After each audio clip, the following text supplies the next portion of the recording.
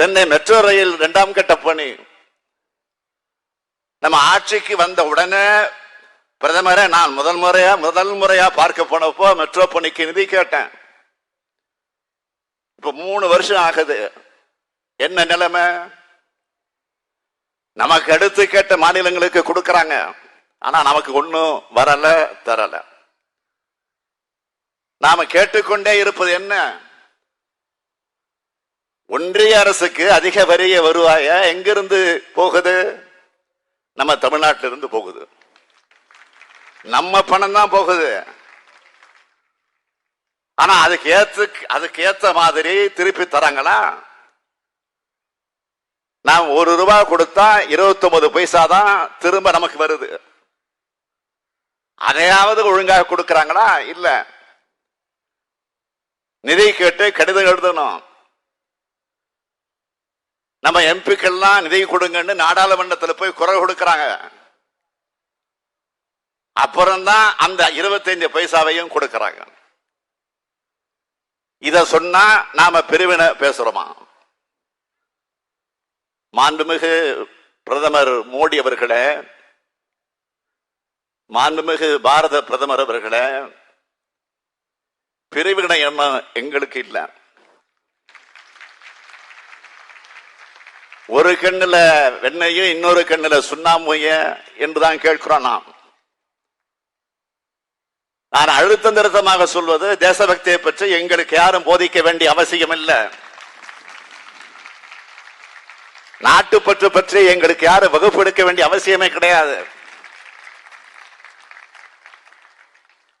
சீன நாட்டால் இந்தியாவுக்கு அச்சுறுத்தல் ஏற்பட்ட போது 1962ஆம் ஆண்டு திராவிட நாடு கோரிக்கையை கைவிட்டு இந்திய நாட்டினுடைய பாதுகாப்பே முக்கியம் என்று அறிவித்தவர் பேரறிஞர் அண்ணா அவர்கள். 1971ஆம் ஆண்டு இந்தியாவை பாகிஸ்தான் அச்சுறுத்திய போது சட்டமன்றத்தில் பாகிஸ்தான் படையெடுப்பை கண்டித்து கண்டன தீர்மானம் நிறைவேற்றி 1972ஆம் ஆண்டு பாகிஸ்தான் போரின் போது அன்றைய பிரதமர் இந்திரா காந்தி அவர்களும் நாட்டுக்காக, நாட்டு பாதுகாப்புக்காக 6 கோடி ரூபாய் நிதி வழங்கியவர் தமிழக முதல்வராக இருந்த கலைஞர் அவர்கள். அன்றைய தினம் அனைத்து மாநிலங்களும் வழங்கிய தொகை எவ்வளவு தெரியுமா? மொத்தமே 25 கோடி. இந்தியாவில் இருக்கக்கூடிய அனைத்து மாநிலங்களும் மொத்தமாக வழங்கியது 25 கோடி. அதுல 6 கோடியை வழங்கியது திராவிட முன்னேற்ற கழக அரசு. அந்த போரில் வீரமரணம் அடைந்த ராணுவ வீரர்களுக்கு நிதியும் நிலமும் வழங்கிய அரசு கலைஞருடைய அரசு. அது மட்டுமல்ல, 1999ஆம் ஆண்டு கார்கில் போரின் போது அன்றைய பிரதமர் வாஜ்பாய் அவர்களிடம் 3 தவணைகளாக மொத்தம் 50 கோடி ரூபாய் வழங்கிய அரசும் முதல்வர் கலைஞருடைய அரசுதான். இந்தியாவை காக்க எங்களை நாங்கள் ஒப்படைத்துக் கொண்டவர்கள் என்பது தமிழ்நாட்டு மக்கள் நன்கு அறிவார்கள்.